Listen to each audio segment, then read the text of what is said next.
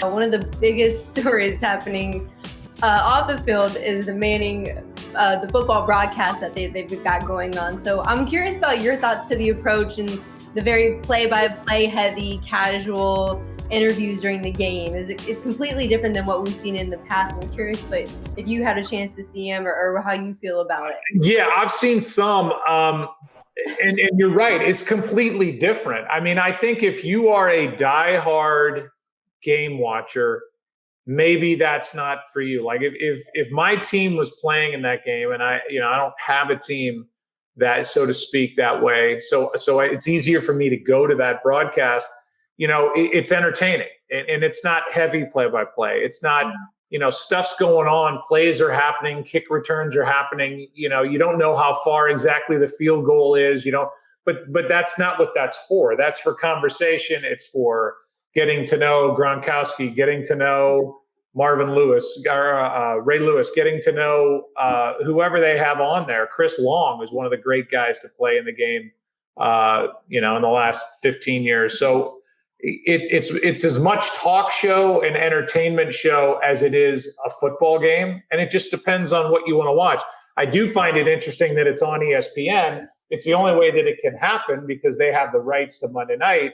But then it's like, hey, here you go. Are you going to watch our broadcast or are you going to watch our broadcast? And so there's a little bit of siphoning off of the audience there, but I think it's got its place. I just don't know, other than Peyton and Eli, who could do that well and who could really get that kind of a guest list and who could carry it the way they carry it. So I just think it's unique, and it's probably the best fit for Peyton, who doesn't really want to do games. So it's kind of either this or nothing. And so, this makes a lot of sense.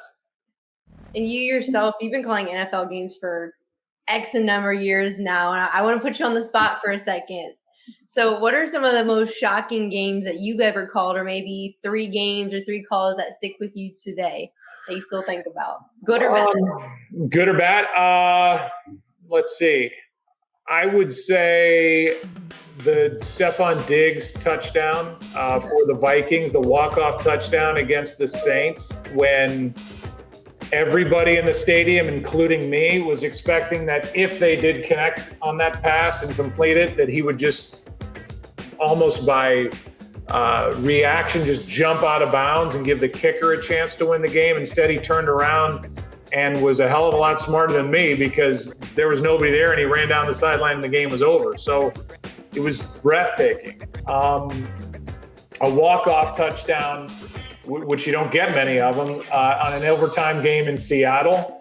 The second year, the year they went back to the Super Bowl, in a game that by all rights they probably shouldn't have won against the Green Bay Packers, but it was just a succession of things that happened during the course of the game that all of a sudden, hey, Seattle looks like they've got a chance, looks like they've got a chance, and then they win and they go to the Super Bowl. That was shocking. And then I think 25-3, the Patriots being down in the Super Bowl to the Atlanta Falcons, and sitting there in Houston and knowing all along that you've got 100 million people on the other side of that TV and you want to keep it entertaining, but it's 25-3 and it's not that entertaining, or 28-3, whatever the hell it was, 25-point game. And then you go, well, wait, it is Brady. And okay, there's a touchdown. Okay, there's another touchdown and a 2-point conversion. And it's like, maybe this can happen. And then they get closer, they get there, they tie it, and then they win it in overtime. So that's the kind of stuff that when you don't see it coming and you don't give up on a play or a game as the broadcaster, and then it's kind of like, whoa, what just happened? Not only is the viewer thinking that, so is the guy calling it. And that's when it's most fun. And last question I have for you, Joe. In today's social media age, it feels like broadcasters, media people are put on full blast just as much as athletes are, whether it be good or bad. Yeah.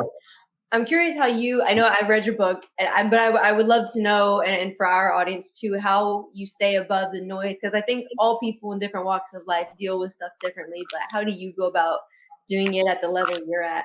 Yeah, it's a great question, and I don't know that I always do. And that's kind of the sad answer is I like to say that I'm above it. I would say 95% of my life, but some of that stuff seeps in, and I don't want to let it, but I'm human. So I think when you realize that a lot of it is almost not personal, which is hard to believe, but it's almost like you're looked at as a thing.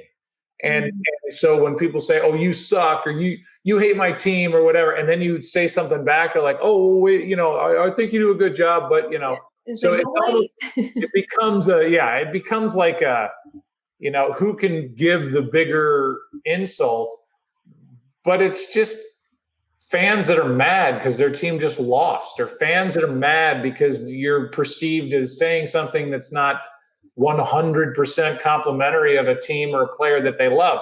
The best part of it is I don't ever go into a game rooting for or against anybody. I just want to see a good game. And if I know that, then whatever that stuff is should bounce off me and not be that big of a deal. But I try to be a pleaser. I try to make everybody around me like me. I try to make everybody think I do a great job. And the simple fact of it is that's not ever going to be the case. And I don't care if I'm 40 doing this or 50 or 110, I'm never going to get over that. So you just kind of let it live over here. It's there. You can kind of laugh at it.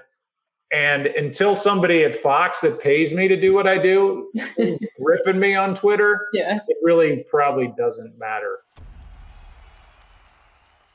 Hey, sports fans, if you want to watch more sports seriously, be sure to check out these clips right here. And make sure you're subscribed to the channel to see all the great content from us here at USA Today Sports.